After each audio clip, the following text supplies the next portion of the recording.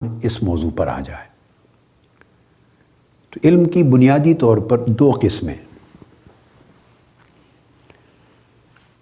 Al Baghdadi نے اپنی کتاب اصول الدین میں بھی اس کو بیان کیا، اور الجوینی نے الارشاد میں بھی بیان کیا، نصفی نے تبصرۃ الادلہ میں بیان کیا، بزدوی نے اصول الدین میں، اور اسی طرح بہت سی کتابوں نے، حتیٰ کہ شرح المقاصد میں، شرح المواقف میں، امام رازی نے اپنی کتاب المحصول میں، اسی طرح امام نصفی کی کتاب التمہید ہے، الماتریدی، ابو المعین النصفی الماتریدی، التمہید فی اصول الدین۔ یہ کتابیں ساری اس وقت میرے ٹیبل پر بھی ہیں، میرے سامنے ہیں، اور سبکی نے جمع الجوامع میں۔ الغرض اس موضوع پر بے شمار کتب ہیں جو علم کے باب پر شروع میں اپنے اپنے طریقے سے بحث کرتے ہیں، مگر میں بہت ساری چیزوں کو سمجھ کر کے، جمع کر کے، ایک اپنے انداز سے یہ سبجیکٹ آپ کے سامنے رکھ رہا ہوں، اور قرآن مجید کی آیات کریمہ کی روشنی میں اس سے اس کو جوڑ کر۔ تو پہلی بات تو یہ ذہن نشین کرنے والی ہے کہ علم کی دو قسمیں ہیں، ایک علم القدیم ہے اور ایک علم ہے المحدث، العلم القدیم اور العلم المحدث، یعنی علم حادث۔ علم قدیم صرف اللہ رب العزت کا ہے۔ خالق کا علم، اس علم کی شان یہ ہے کہ وہ علم بھی قدیم ہے، کیونکہ اس کی ذات قدیم ہے، اللہ رب العزت خود قدیم ہے، اس کی تمام صفات قدیم ہیں۔ اب قدیم کس کو کہتے ہیں؟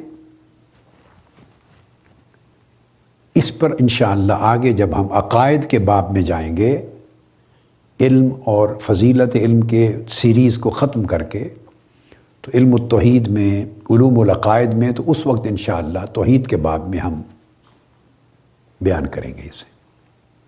اس وقت اتنی بات ذہن نشین کر لیں کہ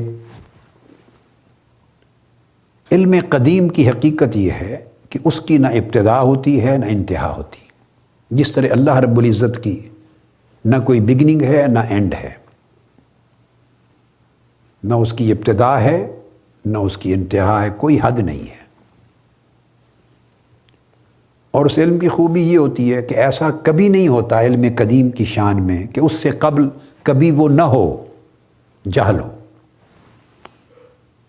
یعنی اللہ رب العزت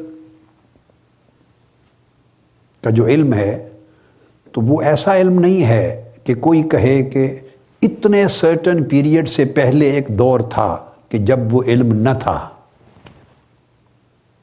نہیں، اس میں عدم نہیں ہوتا۔ یہی شان ہے قدیم کی۔ اور علم محدث یا علم حادث جو ہے، اس کی شان اور تعریف ہی یہ ہے، فَهُوَ الَّذِي لَمْ يَكُنْ فَكَانَ۔ یہ میں اپنی کتاب مصفدے سے عبارت کو پڑھ رہا ہوں آپ کے لیے، کہ اس کی خوبی یہ، اور یہ ائمہ نے بیان کی، ائمہ سے لی، اس کی خوبی اور اس کی تعریف یہ ہے کہ وہ ایک وقت ایسا ہوتا ہے کہ وہ نہیں ہوتا، پھر وہ ہو جاتا ہے۔ تو جو پہلے کبھی نہ ہو اور پھر ہو جائے، بس یہ کافی ہے سمجھنے کے لیے کہ یہ حادث ہے اور علم محدث ہے۔ اور جس پر ایسی صورت کبھی نہ ہو کہ وہ پہلے نہیں تھا اور اب ہو گیا، وہ علم قدیم ہے۔